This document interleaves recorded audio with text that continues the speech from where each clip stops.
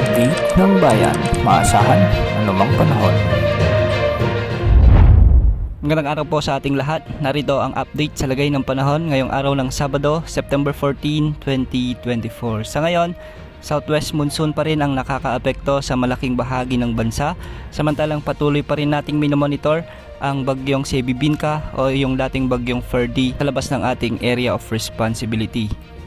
Huling namataan si Tropical Storm Bibingka. Ito yung dating bagyong si Ferdy na lumabas din kaninang alas 2 ng madaling araw sa layong 1,215 kilometers silangan-hilagang silangan ng extreme northern Luzon. Taglay nito ang lakas ng hangin na umaabot sa 85 kilometers per hour malapit sa gitna at pagbugso namang umaabot sa 105 kilometers per hour. Kumikilos ito ng kanluran, hilagang kanluran sa bilis na 20 kilometers per hour.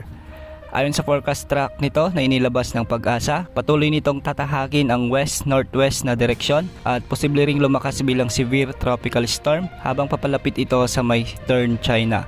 Posible pang umabot ang peak intensity nito sa may typhoon category bago maglandfall sa may east ng China. Ngunit kahit malayo na sa bansa si bagyong Bibingka, posible pa rin nitong hatakin ang habagat na siya namang magpapaulan sa bahagi ng Mimaropa, Western Visayas at Negros Occidental. Ang mga lugar na ito ay makakaranas ng maulang panahon, kaya posible ang mga biglang pagbaha at pagguho ng lupa, lalo na kung may mga malalakas hanggang sa matitinding mga pag-ulan. Samantala sa Bicol Region at nalalabing bahagi naman ng Negros Island Region, asahan naman ang mga occasional rains dulot pa rin ng southwest monsoon na pinalalakas ni bagyong Bibingka. Posible rin ang mga biglang pagbaha at pagguho ng lupa, lalo na kung may mga moderate to heavy rains. Samantala asahan naman ang maulap na kalangitan na may mga kalat-kalat na pagulan at pagkidlat-pagkulog sa bahagi ng Metro Manila, ang nalalabing bahagi ng Visayas, Zamboanga Peninsula, BARMM, Toxargen, Caraga, Northern Mindanao, Calabarzon, Zambales at Bataan.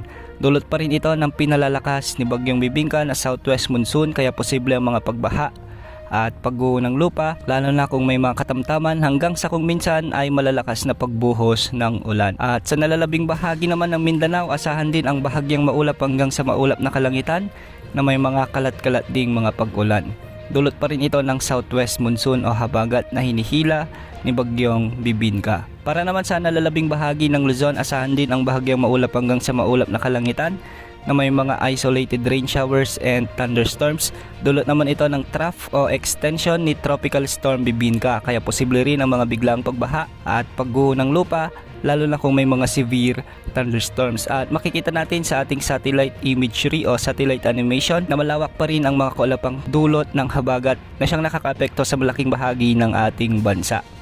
Pinag-iingat po ang lahat sa posibilidad ng mga biglang pagbaha at pagguho ng lupa. Sa mga susunod na araw, posibleng may dalawang bagyo muling mabuo sa loob at labas ng ating area of responsibility ayon sa inilabas na Tropical Cyclone Threat Potential Forecast ng Pag-asa. Ang una rito ay mabubuo sa labas ng ating area of responsibility sa silangan ng ating bansa, ngunit sa labas ito ng ating PAR. Posible itong maging bagyo at tatahakin naman ang direksyong northeast. Samantalang yung isa naman ay mabubuo sa loob ng ating area of responsibility at posible itong pangalanan ng Pag-asa bilang bagyong Hiner o ang pampitong bagyong mabubuo ngayong 2024 sa ating PAR. Kung sakaling mabuo ito, hindi naman inaasahang tatama o maglalandfall ito sa anumang bahagi ng ating bansa, ngunit palalakasin nito at magpapaulan muli sa bahagi ng Southern Luzon, Visayas at Mindanao ang hahatakin nitong habagat, kaya paghandaan po natin at maging alerto sa mga posibilidad ng pagbaha at pagguho ng lupa. Dahil matagal pa at medyo malayo pa, asahan pa rin ang mga pagbabago ukol sa potensyal na samalang panahon na ito. Yan ang update sa lagay ng panahon. Ito pong weather update ng bayan. Maasahan anumang panahon.